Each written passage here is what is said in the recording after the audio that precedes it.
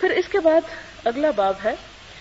باب فضل غنی الشاکر وهو من اخذ المال من وجهه وصرفه بوجوهه المأمور بها،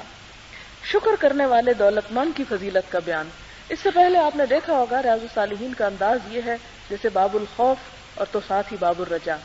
جہاں خوف دلانے والی حدیث ہے وہاں پر امید دلانے والی بھی، اور جہاں جنت کا حال وہاں جہنم کا حال، جہاں ایک طرف یہ پیچھے آپ گزر چکے ایک دو باب پیچھے، اگر آپ کو ذہن پہ زور ڈالیں تو آپ کو یاد ہوگا کہ دنیا میں فقر اور یعنی کم سے کم مال و دولت پر راضی رہنے کا بیان تھا، تو یہاں پر اب دوسری طرح کی احادیث لائی جا رہی ہیں جس سے آپ کو یہ معلوم ہوگا کہ دین میں کس قدر اعتدال ہے۔ ان چیزوں میں اختلاف یا کنٹراڈکشن نہیں ہے، اس میں یہ ہے کہ انسان کو اللہ تعالیٰ جس حال پر بھی رکھے اس پر وہ راضی اور شاکر اور قناعت گزار ہو۔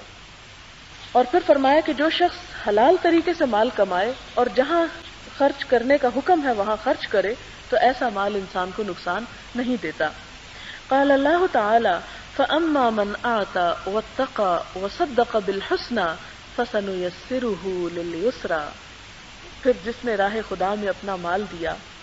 اس سے ڈرتا رہا اور جس نے اچھی بات کی تصدیق کی تو ہم آسان کر دیں گے اس کے لیے آسان راستہ، یعنی ہم اس کے لیے آسان راستہ آسان کر دیں گے، اسے ہم آسان راستے کی سہولت دیں گے، اس کے لیے نیکی کرنا ہم اور بھی آسان کر دیں گے۔ وقال تعالی وَسَيُجَنَّبُهَا الْأَتْقَى الَّذِي يُؤْتِي مَالَهُ يَتَزَكَّى وَمَا لِأَحَدٍ عِندَهُ مِن نِّعْمَةٍ تُجْزَى إِلَّا ابْتِغَاءَ وَجْهِ رَبِّهِ الْأَعْلَى وَلَسَوْفَ يَرْضَى۔ اللہ تعالیٰ کا ارشاد ہے اور دور رکھا جائے گا اس سے وہ نہایت پرہیزگار جو دیتا ہے اپنا مال اپنے دل کو پاک کرنے کے لیے، اور اس پر کسی کا کوئی احسان نہیں جس کا بدلہ اسے دینا ہو، بجز اس کے کہ وہ اپنے برتر پروردگار کی خوشنودی کا طلبگار ہے اور وہ ضرور اس سے خوش ہوگا، یعنی اللہ تعالیٰ اس بندے سے راضی ہوں گے یا وہ بندہ قیامت کے دن اللہ تعالیٰ کی طرف سے ملنے والے انعام پر راضی اور خوش ہو جائے گا۔ اسی طرح ایک اور آیت ہے ان تبدوا الصدقات فنعما هي وان تخفوها وتؤتوها الفقراء فهو خير لكم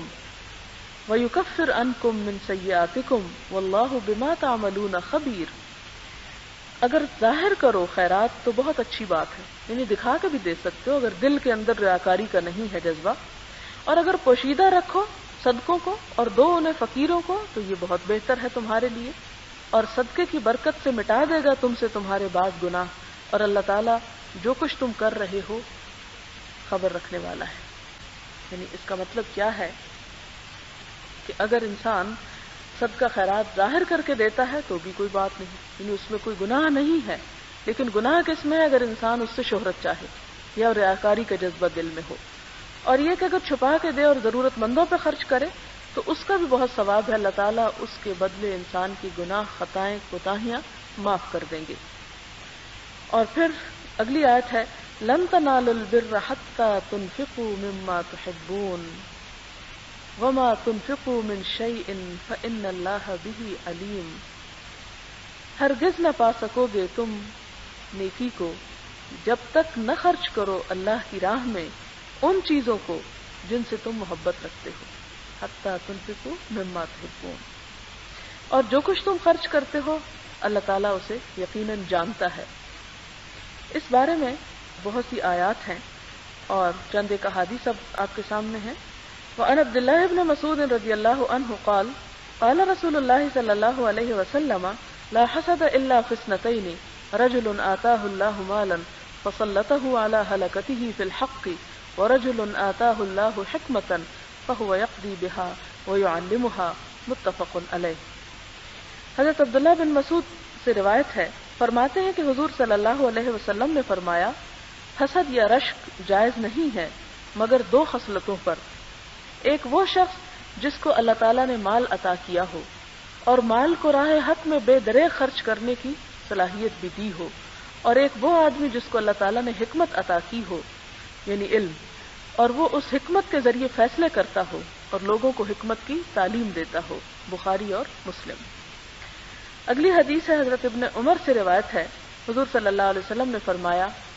کہ حسد جائز نہیں مگر دو خصلتوں یعنی دو عادتوں پر، ایک وہ شخص جس کو اللہ تعالیٰ نے قرآن حکیم عطا فرمایا ہو اور اس کے دن رات قرآن کی تعلیمات کے مطابق بسر ہوتے ہو، یعنی عمل بھی کرتا ہو، اور دوسرا وہ شخص جس کو اللہ تعالیٰ نے مال عطا فرمایا ہو اور وہ اپنے مال کو دن رات راہ خدا میں خرچ کرتا رہتا ہو۔ بخاری اور مسلم۔